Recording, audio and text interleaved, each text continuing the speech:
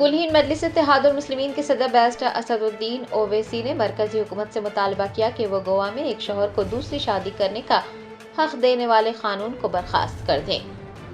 मरकजी वज़ीर दाखिला अमित शाह की जानिब से उत्तराखंड में यकसा सिविल कोड नाफिज करने का हवाला देते हुए कहा गया है कि हुकूमत तमाम रियासतों में यकसा सिविल कोड नाफिज करेगी। मरकजी वज़ीर दाखिला अमित शाह के इस बयान पर कुलहीन मजलिस इत्तेहादुल मुस्लिमीन के सदर व रुकन पार्लियामेंट हैदराबाद बैरिस्टर असदुद्दीन ओवैसी ने अपना रद्द अमल जाहिर किया। अहाता पार्लियामेंट में मीडिया से बात करते हुए उन्होंने कहा कि गोवा में जहां बीजेपी हुकूमत है वहां पर हिंदू औरत के बेटे को जन्म न देने पर उसके शौहर को दूसरी शादी करने का हक हासिल है और वो मरकजी हुकूमत से मुतालबा करते हैं कि वो इस कानून को हटाए। क्रिमिनल लॉज जो है वो तो क्रिमिनल लॉज है, जो शरीयत एप्लीकेशन एक्ट है या मुस्लिम पर्सन लॉ है वो तो सिविल मामलात के लिए है।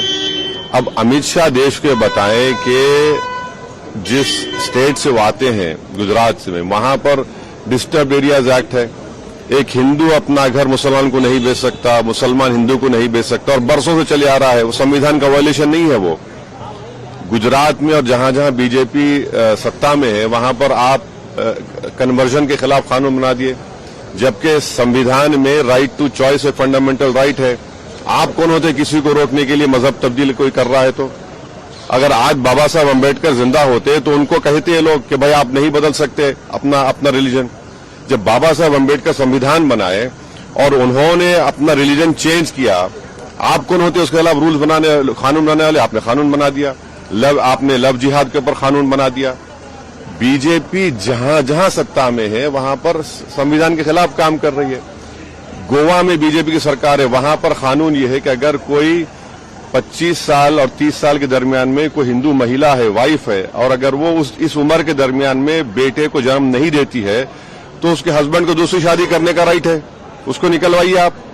आप कानून बना रहे हैं कि कौन क्या खा सकता, क्या नहीं खा सकता। आप हरियाणा में गौरक्षक को पुलिस पावर्स दे रहे हैं, वो पकड़े और मारे लोगों को।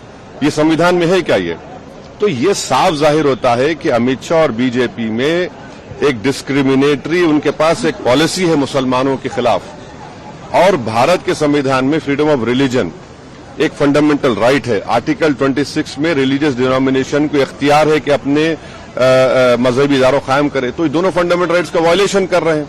और क्या यूसीसी में सिर्फ डायरेक्टिव प्रिंसिपल का यूसीसी है?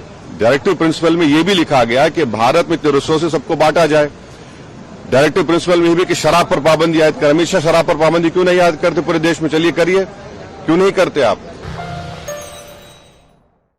Germanton super speciality hospital national award winner doctor Mir Jawad Zar Khan, German trained senior orthopaedic surgeon and director. माहिर डॉक्टर्स डॉक्टर वासिफ आजम और doctor Bharvi Chanduri, senior cardiologist और दीगर डॉक्टर्स नुमाया खिदमत अंजाम दे रहे हैं। Robotic surgery, advance cath lab, MRI, operation theatre, ICU, 2D ultrasound जैसी सहूलियात से आरास्ता कॉर्पोरेट लेवल हॉस्पिटल। वाजबी फीस में हर मर्ज से शिफायाबी के लिए Germanton super speciality hospital, Attapur.